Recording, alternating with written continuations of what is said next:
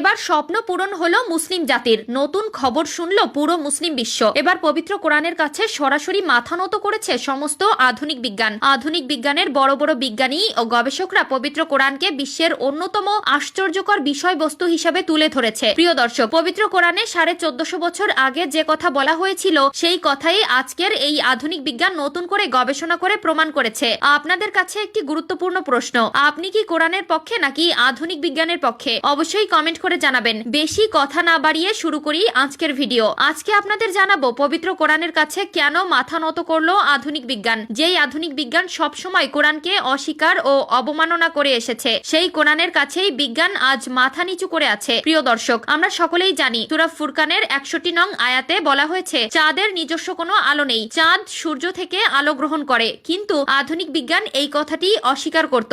এখনকার আধুনিক বিজ্ঞান কয়েক বছর আগেই জেনেছে চাঁদের সত্যি নিজস্ব কোনো আলো নেই এবং তা প্রমাণিতও হয়েছে। 2 নম্বরে, পৃথিবী দেখতে কেমন? এক সময় মানুষ মনে করত পৃথিবী দেখতে লম্বাটে, কেউ ভাবতো চ্যাপ্টা, আবার কেউ ভাবতো সমান্তরাল। কিন্তু পবিত্র কোরআনে 1400 বছর আগেই জানিয়ে দেওয়া হয়েছে পৃথিবী দেখতে অনেকটা কমলা লেবুর মতো গোলাকার এবং সমতল নয়। পৃথিবীকে সমান্তরাল রাখার জন্য তার উপরে রাখা হয়েছে বড় বড় পাহাড় ও পর্বতমালা। 3 নম্বরে, বিজ্ঞান বলছে একটি শিশু যখন গর্ভে থাকে তখন সে আগে কানে শোনার যোগ্যতা পায়, তারপর চোখে দেখার। কিন্তু এই কথা পবিত্র কোরআনে বিস্তারিতভাবে আলোচনা করা হয়েছে। পবিত্র কোরআনের সূরা সাজদার 9 থেকে 76 নম্বর আয়াতে এবং সূরা ইনসানের 2 নং আয়াতে বিস্তারিতভাবে এই বিষয়ে বলা হয়েছে। 4 নম্বরে, মানুষের জন্মতত্ত্ব সম্পর্কে বিজ্ঞান জেনেছে কয়েক বছর আগে, কিন্তু পবিত্র কোরআনে সূরা আলাকে এই বিষয়ে বিশদভাবে বলা হয়েছে আরো 1400 বছর আগে। 5 নম্বরে, ইসলাম শূকরের মাংসকে হারাম করেছে। বর্তমান আধুনিক বিজ্ঞান শূকরের মাংসকে হার্টের জন্য খুবই ক্ষতিকর বলে প্রমাণিত করেছে, যা মানুষকে যে কোনো সময় হঠাৎ মৃত্যুর দিকে ঠেলে দিবে। 6 নম্বরে,